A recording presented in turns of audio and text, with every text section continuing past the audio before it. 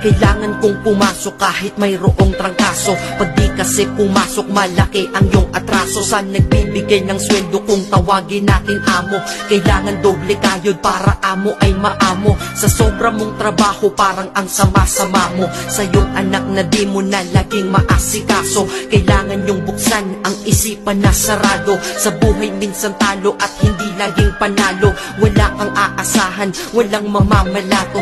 Pag di ka nagtrabaho, buhay mo ay lalalato. Kahit pagod ka na, ang sinasabi mo, wala to.